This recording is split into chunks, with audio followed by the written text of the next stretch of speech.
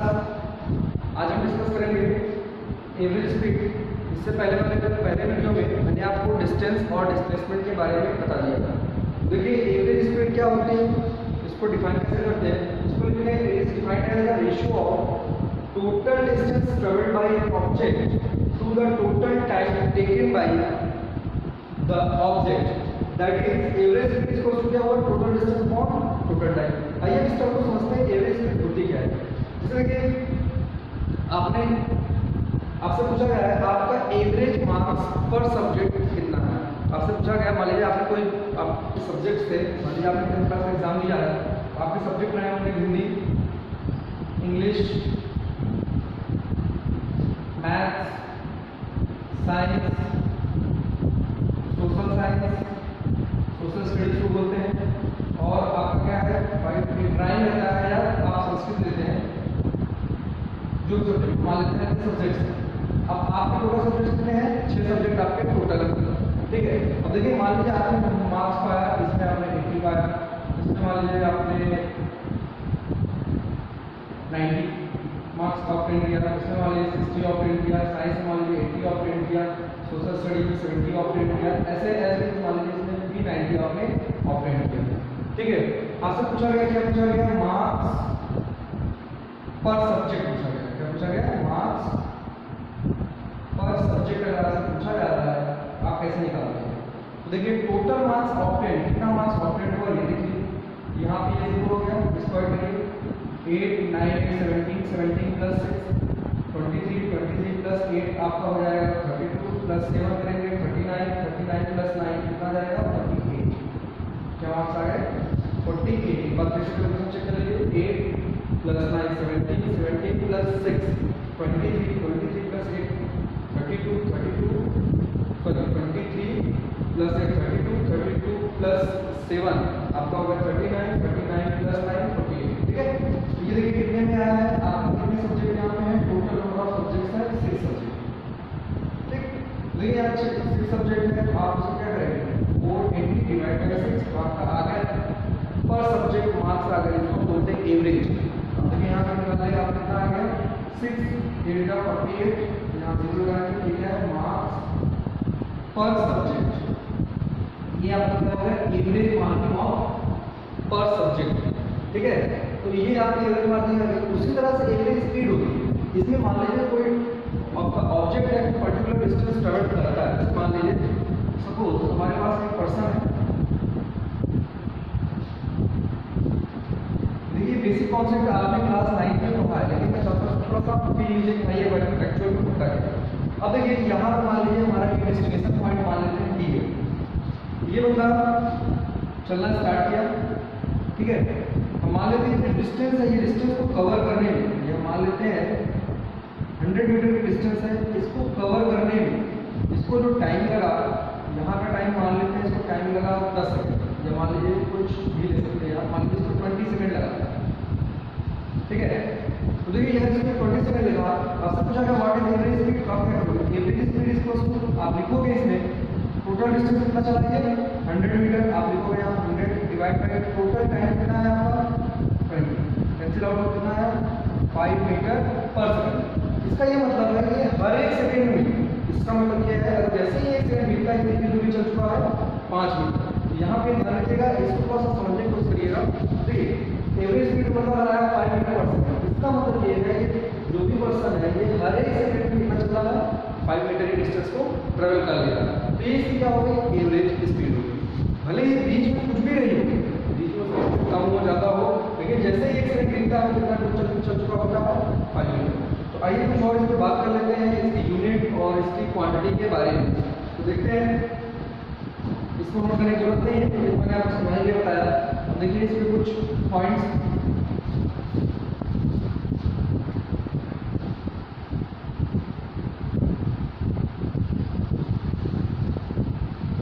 देखिए अब आपका है ये कैसी क्वांटिटी होती है, तो यहाँ लिखेंगे it is scalar quantity, scalar quantity, ठीक है। स्केलर इसकी डिस्टेंस कैसी है, आपको लास्ट में मैंने बताया था डिस्टेंस जो होती है वो स्केलर क्वांटिटी, और आपका टाइम कैसी पूरी फिजिकल क्वांटिटी जो एवरेज स्पीड है ये क्या है, आपकी स्केलर क्वांटिटी है। अच्छा, इसकी यूनिट की बात कर लेते हैं। देखिए डिस्टेंस की यूनिट आपने पढ़ा है, डिस्टेंस की यूनिट मीटर और टाइम की यूनिट सेकंड। तो यहाँ पे आप लिखेंगे it's SI unit is metre per second. इसके बाद बात करते हैं इसकी डायमेंशन की। यहाँ लिखिएगा द डायमेंशन ऑफ या dimension formula of average speed या स्पीड बोलते हैं, इसलिए एवरेज स्पीड या स्पीड बोले, इसका डायमेंशन फार्मूला होता है। देखिए मास को मेजर मीटर में होता है, वो लेंथ मेजरमेंट होता है। टाइम टी में यहाँ हम लिखेंगे एल टी माइनस 1, ये आपका होगा इसका डायमेंशन फार्मूला। ठीक, अब कुछ बातें और इसमें देखते हैं। इसके क्वेश्चन जो पूछे जाते हैं, कभी कभी आपको डिस्टेंस दे देगा, एवरेज स्पीड दे देगा, आप टाइम निकाल सकते हैं, और टाइम दे दिया और एवरेज स्पीड दे दिया, डिस्टेंस कवर कर सकते हैं। ठीक, तो ये चीज़ आप लिख लीजिएगा और उसको नोट कर लीजिए। इसके बाद आपको आगे बताते हैं एवरेज स्पीड के बाद अब आपकी बात होगी इंस्टेंटेनियस स्पीड क्या होगी, इसके बाद करेंगे इंस्टेंटेनियस। इसको नोट डाउन कर लीजिए।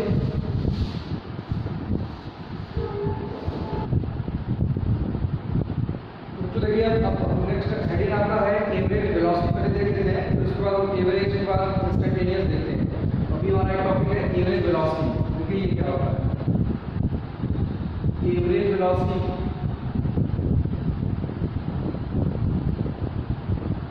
एवरेज वेलोसिटी क्या होता है, ये बेसिकली जैसे आपने एवरेज स्पीड पढ़ा वो आपका क्या था एवरेज स्पीड में कि total distance upon total time taking था। यहाँ पे क्या है वेलोसिटी टर्म है, तो यहाँ लिखेंगे total displacement upon total time interval.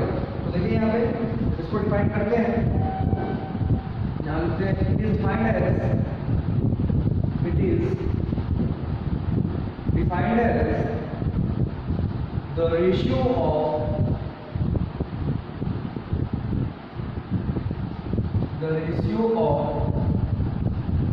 total displacement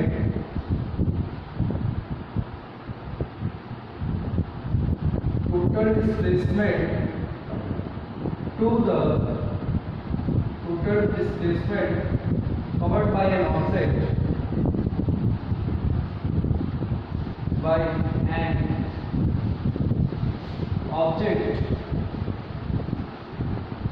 to the total time interval, total time taken by the object। इसको हम बोलते हैं टाइम इंटरवल भी लिख सकते हैं इसको। ठीक है, उस पर्टिकुलर डिस्प्लेसमेंट जो भी टाइम दिया हो उसको हम बोलते हैं क्या, उस पर्टिकुलर टोटल डिस्प्लेसमेंट और उस जिस डिस्प्लेसमेंट में ऑब्जेक्ट चलता है उसमें जो टाइम लगेगा उन दोनों का रेशियो अगर लेंगे तो क्या मिलेगा average velocity.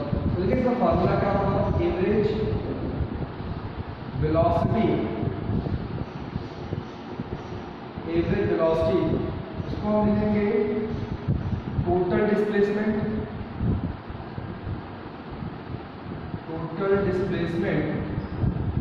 Upon total time taken. ठीक है, अब आपको मैंने समझाया, देखिए इसमें क्या है, ये वेलोसिटी टर्म है, बेसिकली स्पीड की तरह ही है फार्मूला, बस ये वेक्टर क्वांटिटी होती है, उसमें डायरेक्शन की बात हम कर लेते हैं। ठीक है, अब इसमें ये नहीं कह सकते हाँ ये जैसे अभी मैंने एग्जाम्पल बताया था मार्क्स और पेन वाले कंडीशन, वो एवरेज मार्क्स है। ठीक है, लेकिन एवरेज वेलोसिटी का टर्म है, ये वेक्टर क्वांटिटी, इस पर डायरेक्शन की बात करते हैं। देखिए इसको समझने के लिए अब इसमें हम बात करते हैं इसकी एसआई यूनिट। इसकी एसआई यूनिट क्या होगी, एसआई यूनिट, इसकी भी एसआई यूनिट क्या होती है मीटर पर सेकंड। डायमेंशन बात करें, इसका भी डायमेंशन जो आपका होगा, इसका डायमेंशन फार्मूला भी क्या होता है एल टी माइनस 1। ठीक है, तो एक चीज मैंने आपको बताया है कि स्पीड जो होती है वो हमेशा ऑलवेज भी पॉजिटिव होती है, निगेटिव नहीं होती, क्योंकि डिस्टेंस कभी निगेटिव नहीं होगा। उस तरह यहाँ पे जब देखेंगे ये भी डिस्प्लेसमेंट निगेटिव हो सकता है, पॉजिटिव हो सकता है, ये जीरो भी हो सकता है। यहाँ लिखेंगे इसकी वैल्यू क्या होती है positive, negative and zero values, यहाँ लिख लीजिएगा इट है positive negative and zero value. अब आप स्क्रीन में लिख लीजिएगा कि हैव ऑलवेज पॉजिटिव वैल्यू, इसके पास क्या रखिए पॉजिटिव वैल्यू। आइए इसको हम थोड़ा सा न्यूमेरिकल से समझते हैं, ठीक है। इसके बाद फिर आपको हम इंस्टैन्टेनियस स्पीड और इंस्टैन्टेनियस पढ़ाते हैं, ठीक है। पहले हम देखते हैं न्यूमेरिकल, कुछ आपके बेसिक न्यूमेरिकल है, ठीक, इसको नोट कर लीजिए, फिर न्यूमेरिकल लिख के आपको समझा देता हूँ।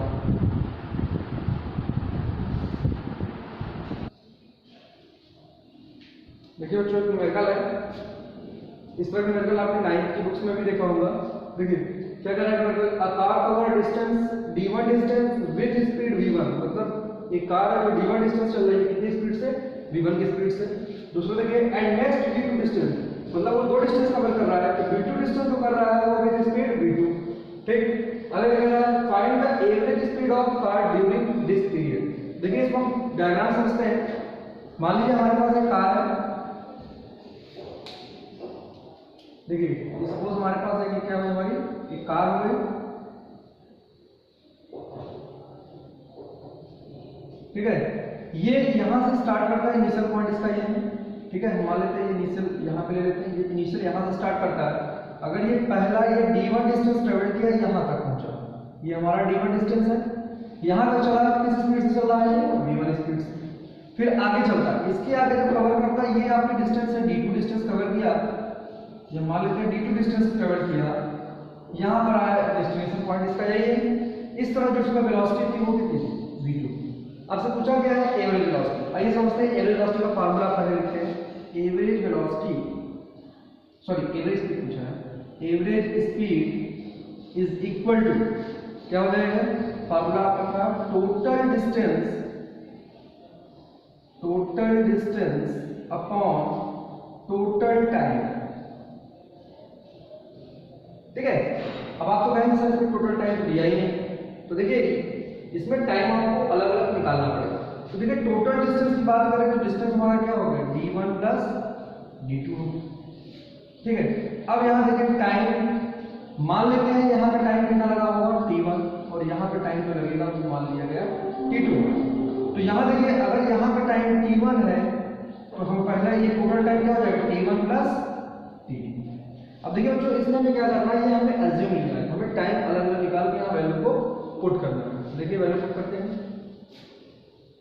Average speed is equal to हमारे पास आ गया value d1 plus d2 upon t1 plus t2, ये हो गया इक्वेशन नंबर हम मान लेते हैं 1, ठीक। इफ कंडीशन लगाते हैं, if t1 is time taken bye a car to travel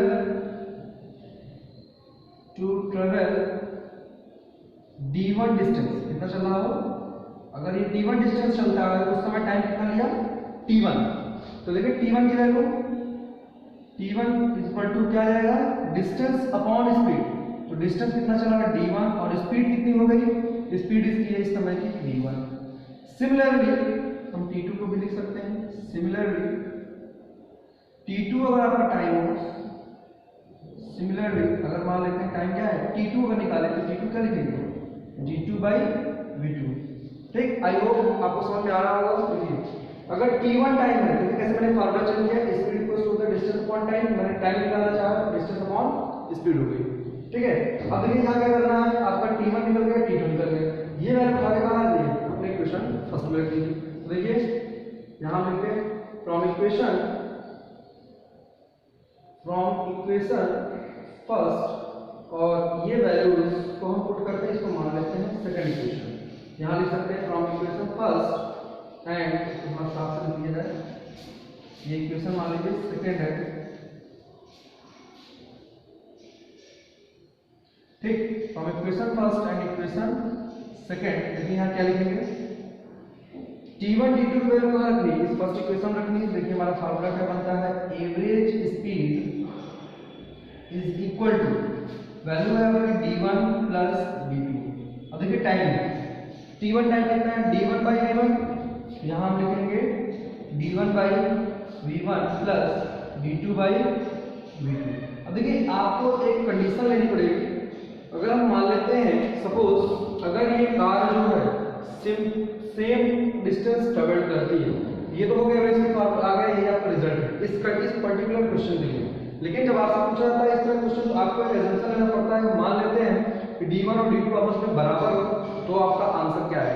तो देखिए हम कंडीशन ले रहे हैं if d1 is equal to d2, दोनों डिस्टेंस आपस में जो चल रहे हैं वो क्या बराबर हो, तो क्या होगा?